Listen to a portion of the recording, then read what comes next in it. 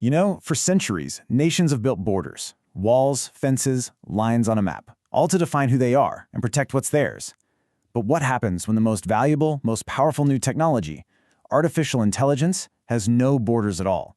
Well, that's what we're going to dive into, because it's one of the biggest questions shaping our world right now. I mean, really think about that. How do you put a fence around an algorithm? That's the exact question that governments are losing sleep over. And their answer is a really powerful and frankly pretty controversial idea: sovereign AI. So what is that? What are we really talking about? Well, at its core, sovereign AI is basically a country's declaration of technological independence.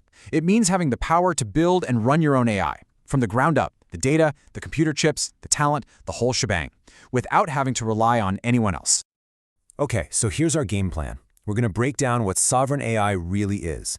We'll look at why it's suddenly this huge deal. Then we'll get into the good stuff, the case for it and the case against it. And finally, we'll ask if there's a smarter way to move forward. All right, let's start with the big picture. What is the fundamental idea driving this whole thing? It all comes down to this one massive uh-oh moment that governments are having. They're realizing that as AI gets woven into everything, our banks, our power grids, our militaries, being totally dependent on another country's tech companies for that is a huge strategic risk. It's a massive vulnerability. But, this didn't just pop up overnight. To really get why this is happening right now, we got to take a quick look back. Because even though it feels brand new, the seeds for this were planted a long, long time ago. And you can really see the story unfold right here. It kicked off with the Cold War, right? A pure tech race between nations. Then things changed. We went global. Big tech took over, and it was all about commercial innovation. But then the 2010s hit, and with rules like GDPR, people started thinking about digital borders again. And now? Well, with geopolitical tensions flaring up, we've come full circle, right back to a focus on national control. So with all that history in mind, let's dig into the arguments for sovereign AI. Why are so many countries convinced that this is the only way to go? First and foremost, and this is the big one, it's national security. Look, AI is no longer just some cool tech toy. It's at the absolute heart of modern defense. We're talking drones, intelligence, cyber warfare. The idea of outsourcing that to a foreign company, it's just a non-starter for military planners. In a world this unstable, you want to have your hands on the wheel of your own defense systems. Okay, next up, follow the money. This argument is super simple. If AI is going to be the engine of the entire global economy, you better be building that engine in your own country. It's about creating those high-tech, high-paying jobs at home and making sure all that economic value doesn't just flow somewhere else. You see countries like South Korea passing actual laws just to make sure they get a piece of that action. And then there's the issue of our data. Your data, my data. The thinking here is pretty straightforward. If you can keep your citizens' data and the AI that processes it inside your own borders, you can actually enforce your own privacy rules. It's a way to build a digital shield to protect sensitive information from being accessed or, misused by another country. Now, this last argument is maybe the most interesting.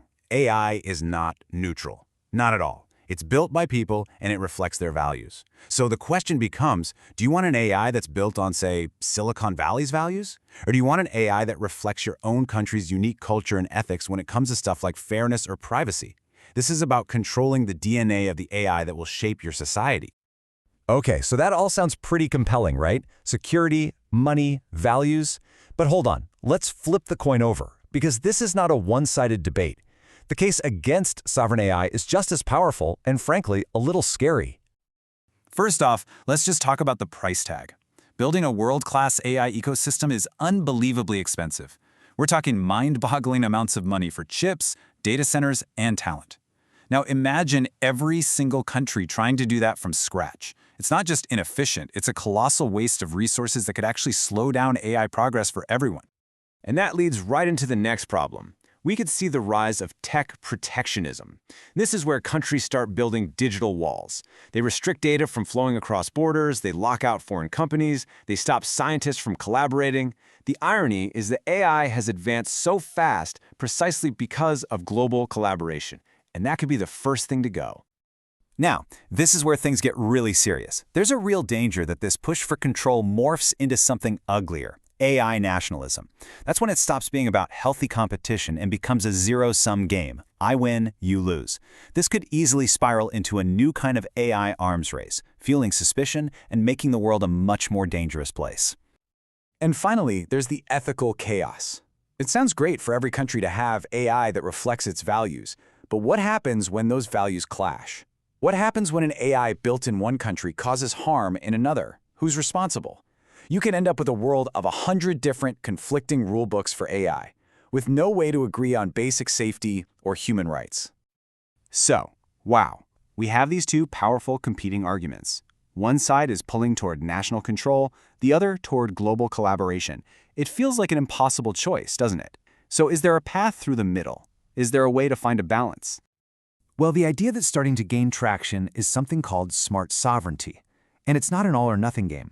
The idea is to be strategic. You invest in the AI capabilities that are absolutely critical for your national security and economy. But at the same time, you stay deeply involved in the global community, collaborating on research, and crucially, working together to build a shared set of rules for safety and ethics.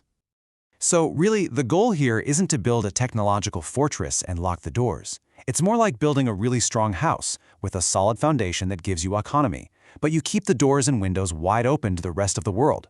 It's about being independent where you need to be, but connected where it counts. Which leaves us with this one giant question hanging in the air.